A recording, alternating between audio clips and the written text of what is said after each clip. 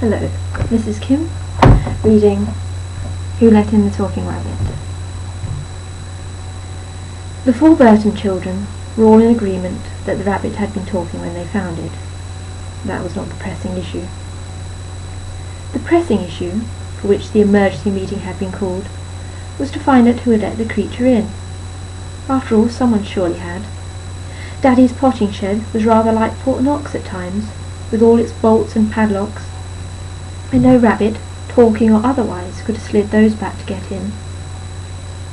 All of this was debated heatedly in Elspeth the eldest's bedroom.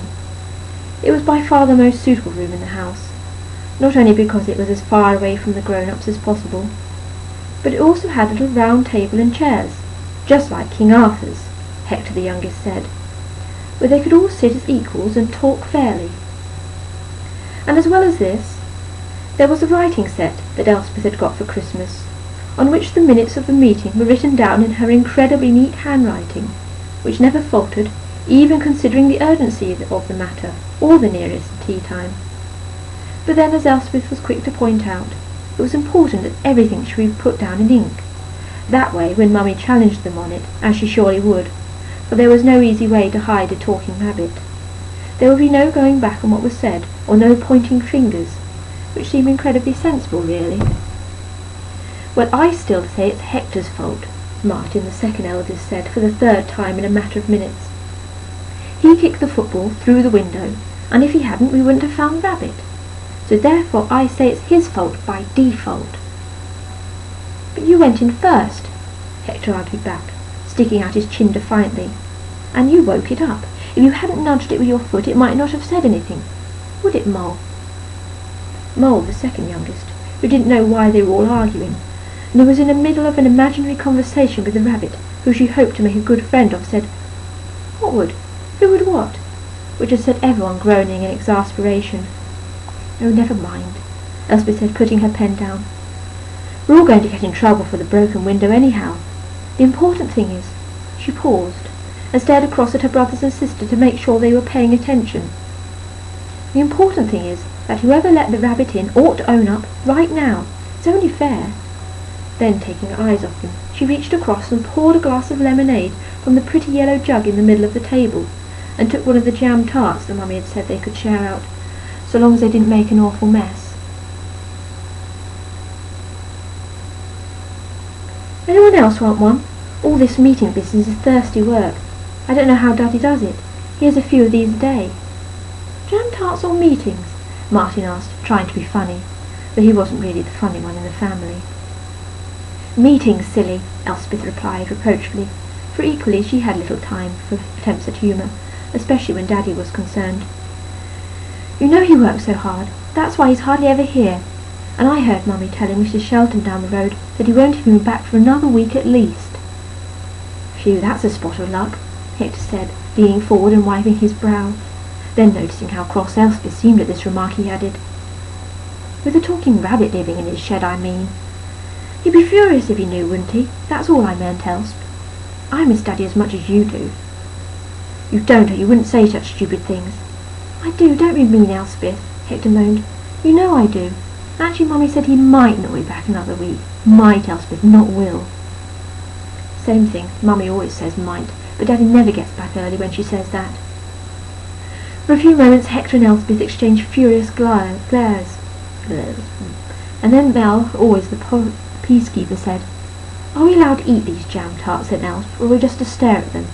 And this had broken the spell wonderfully, and all quarrels between them were soon forgotten. Grubby hands were stretched out across the table, and the drink which fizzed up their noses when they put their glasses to their lips was shared out. The scrumptious homemade jam tarts were quickly devoured, and little Hector got everyone laughing again when he made his lemonade come out through his nose, even though he said it was by mistake. In fact, they were all having such a glorious time munching on their refreshments and laughing at other silly things Hector did, that they almost forgot what they were there for, until Mole, coming round from another of her daydreams, said, "Why didn't we just ask it? I mean, it's stupid sitting here trying to guess, when we could just ask." "Ask it what?" "Don't talk with your mouth full, Martin," Elspeth scolded. "It's disgusting, not to mention rude." "Sorry, Mole. What were you saying?" It's even ruder to interrupt someone when they wanted to say something, Martin said. Go on, Moll, ignore the beast. The power's gone to her head. Moll's cheeks turned a bright pink colour at this sudden attention. She lowered her gaze and pushed her plate into the middle of the table. How it got in, of course. It can talk, can't it? Though perhaps we shouldn't all go down at once. It did seem a little scared when we first went in. I thought it was rude, Elspeth said, turning up her nose. You would, Martin said, still furious at the telling off he'd received. Elspeth pretended that she had not heard a word of her brother's, and addressing the other two continued, No pleases or thank yous or any signs of common courtesy. Now that is rude. What was it the rabbit said when we first went in? Close the door, girl, or you'll blow my cover. And then when I did it, he wrinkled his little nose and turned away from me, saying, I should think so too, letting in unpleasant draughts like that, and allowing that nasty old fox to catch a scent of me when I'm supposed to be lying low. Oh, it was frightened, Moll protested in a voice that almost made a squeak. That was almost a squeak. That horrid fox sounds absolutely awful. I think I'd forget my manners if I was worrying about being gobbled up too. But it's a sign of ill breeding. Elspeth took up her pen again, but merely for the purpose of jabbing at the air with it as she spoke. Anyhow, that idea of yours, Moll, is a good one. Let's put it to a vote, shall we? Hands up for just going and asking it. Though what sense we'll get out of the funny thing I don't know, not if it isn't prepared to be civilised. The vote, despite Elspeth's reservation, was carried unanimously, by all 4 children, although Hector took some time deciding whether to put his hand up or not, because as he said it wasn't often you got the power to vote on something, so you had to give it careful thought.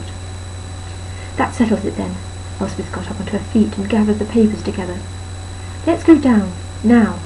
I don't think I could sit through dinner with this hanging in the air. Nor me, Hector said. It was a well-known fact that he couldn't sit still at any time. In fact, he'd been fidgeting when he'd said that, and all through the meeting.